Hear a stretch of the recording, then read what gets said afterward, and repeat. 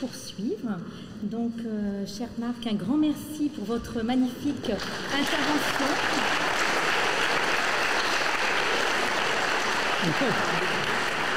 Très documentée.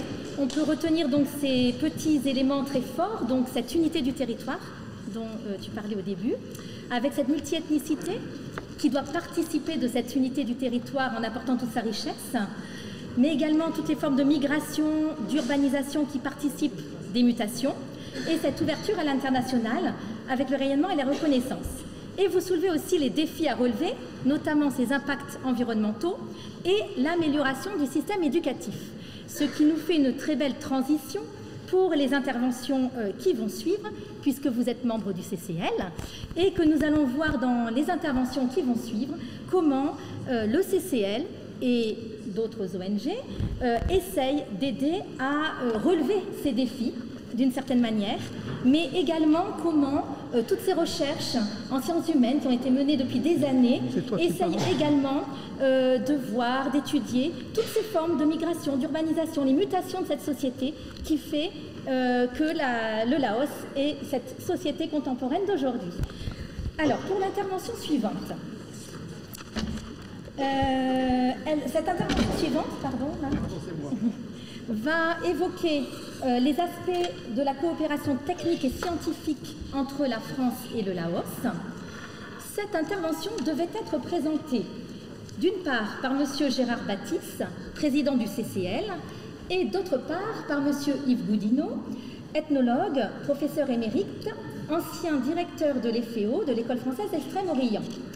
Malheureusement, tous deux ont le regret de ne pas pouvoir être parmi nous ce soir, ayant tous deux contracté cette semaine le Covid.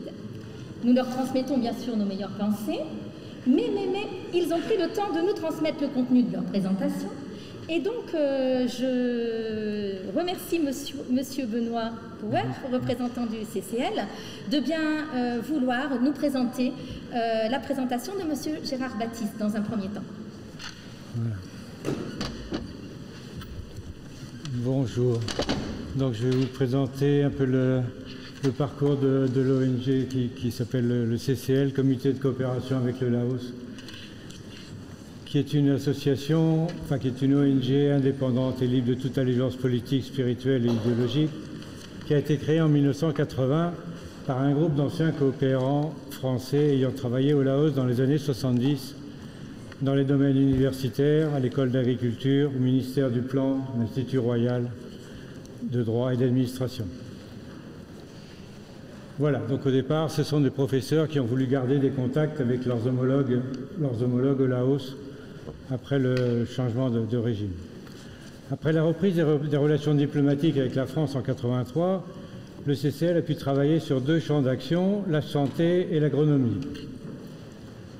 La santé, c'était la première activité. On a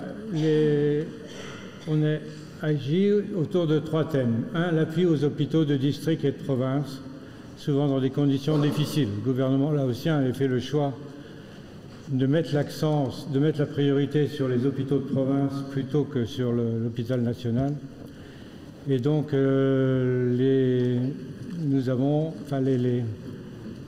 ces actions, ces missions ont été faites sous la forme de missions temporaires ou de présence à long terme d'expatriés dans les centres hospitaliers. Donc, le premier thème, c'est l'appui aux hôpitaux de district. Le deuxième thème, c'est la réhabilitation de l'hôpital central de Vientiane.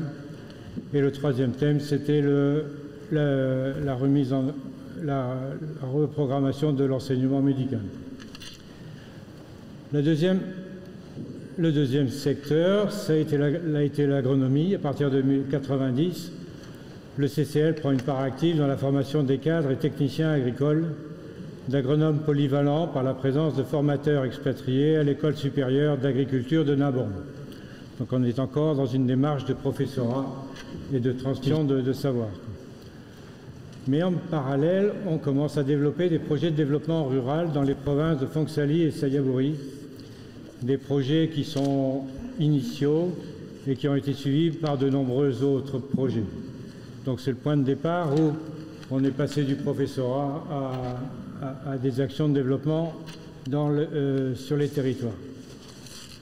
Maintenant, ce qui caractérise notre approche, c'est qu'on a une approche beaucoup plus globale, beaucoup plus holistique, qui est centrée sur les besoins des communautés.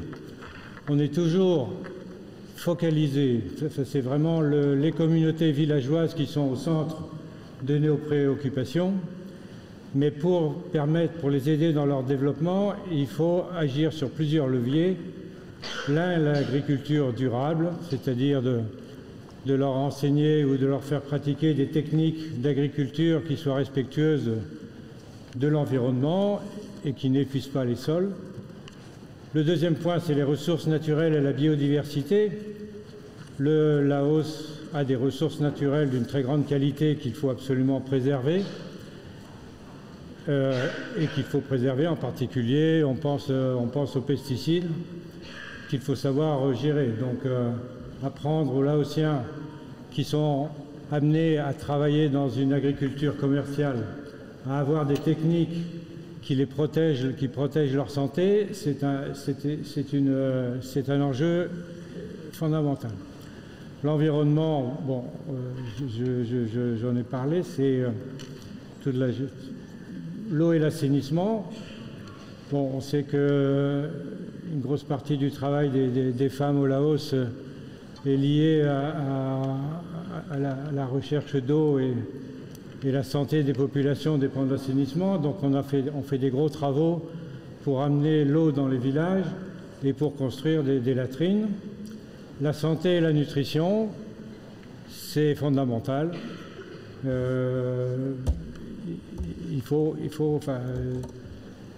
faut que les villageois continuent à pouvoir se nourrir et développent une agriculture qui leur permette de se nourrir et de passer les phases difficiles entre chaque saison.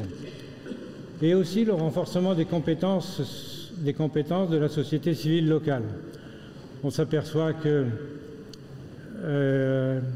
les communautés laotiennes doivent apprendre à comprendre les lois que le Parlement leur offre, enfin les avantages que le Parlement laotien leur offre. Et dans un monde concurrentiel où il y a des grandes entreprises qui viennent dans ce pays, il faut que les communautés villageoises sachent aussi se défendre et s'organisent, soit en coopérative. Donc voilà. Il y a tout un volet sur le parti renforcement des compétences sociales. Bon, des projets, Gérard Baptiste en a mis une liste ici, donc on est au Laos depuis près de 40 ans maintenant, donc des projets, il y en a beaucoup. Ce que vous pouvez voir, ce que montre ce diapositive, c'est on est vraiment axé sur les villages. Toutes nos actions sont vraiment focalisées sur le développement des villages dans les montagnes du Nord Laos, principalement. Le point 5, par exemple, la construction d'une filière de thé à la province de Phongsali. On a créé une coopérative qui permet à des cultivateurs dans ces montagnes de se rassembler et de produire un thé qui vont pouvoir commercialiser sans devoir transmettre toute leur production à la Chine, quoi.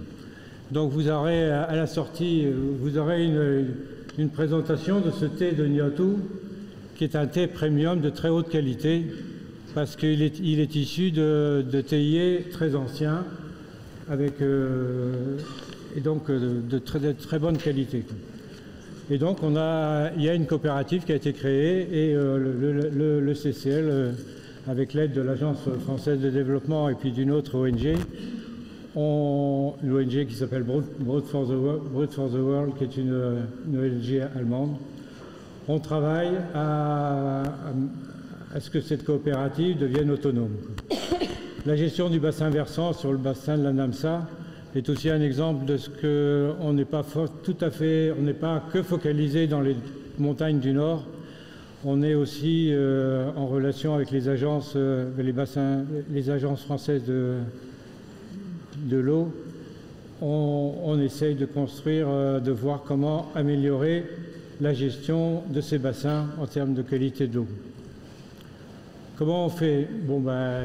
Comment on fait? Une des caractéristiques du CCL, c'est qu'on est dans ces provinces depuis des très longues années. Phongsali, c'est depuis l'origine, depuis 1980.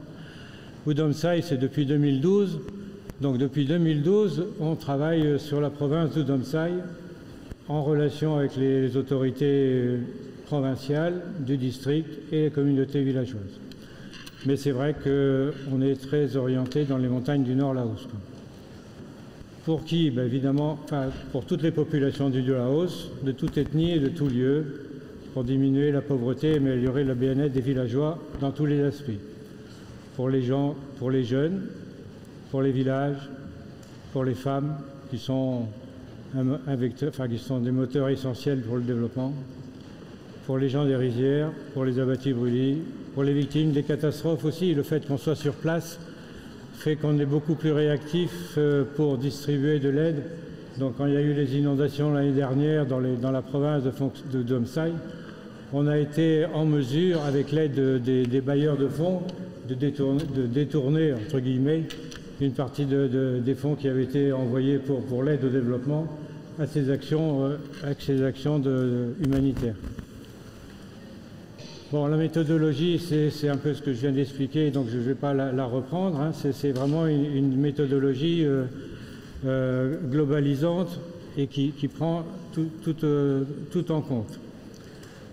Le dernier point qui n'était pas dans les premiers transparents, c'est les droits civiques et fonciers. La gestion du patrimoine foncier au Laos par les communautés villageoises est un enjeu majeur et il est important que les villageois sachent défendre leurs intérêts.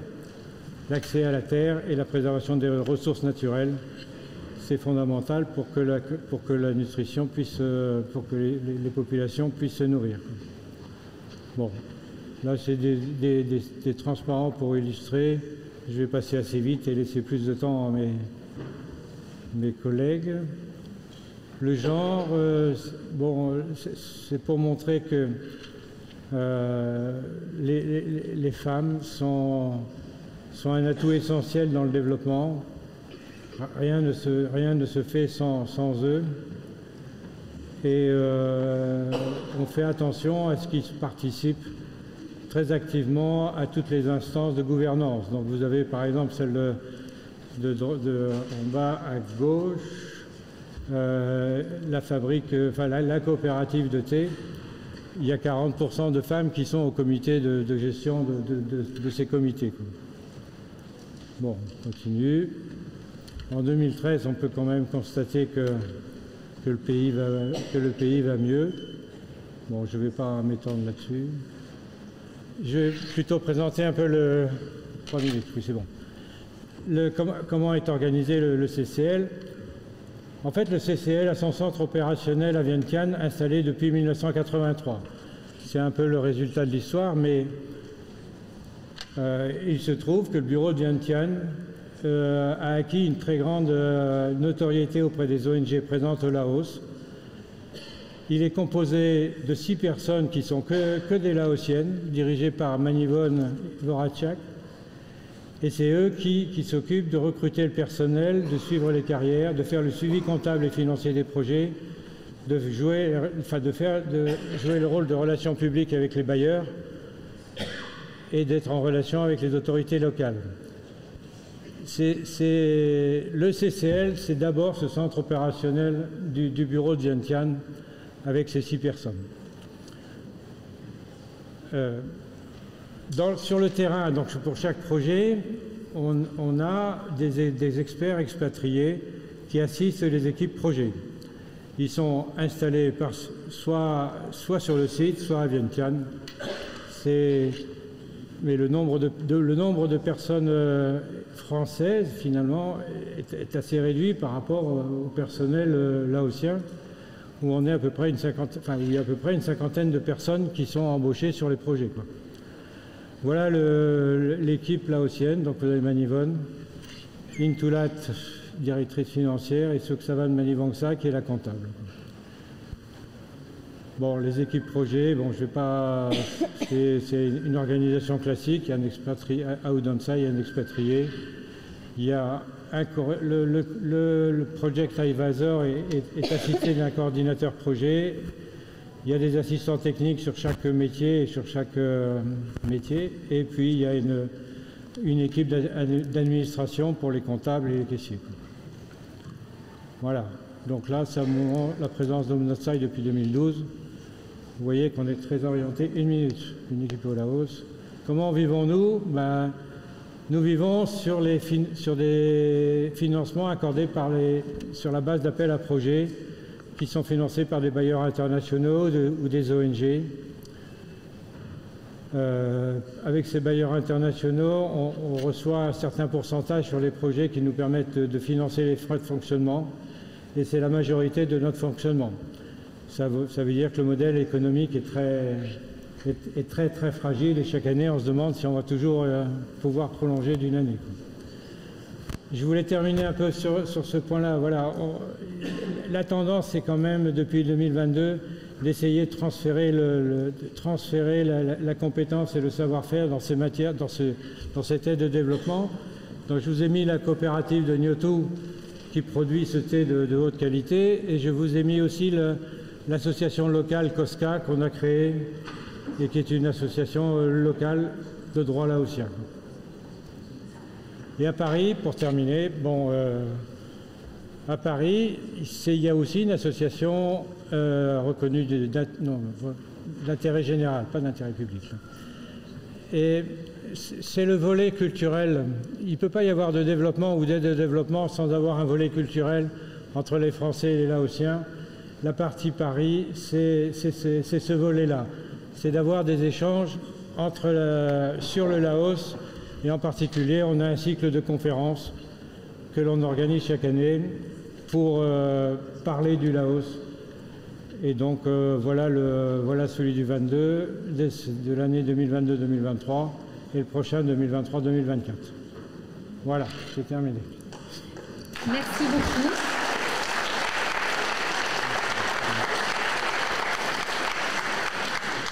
Et maintenant, je vais appeler M. Yves Cameron.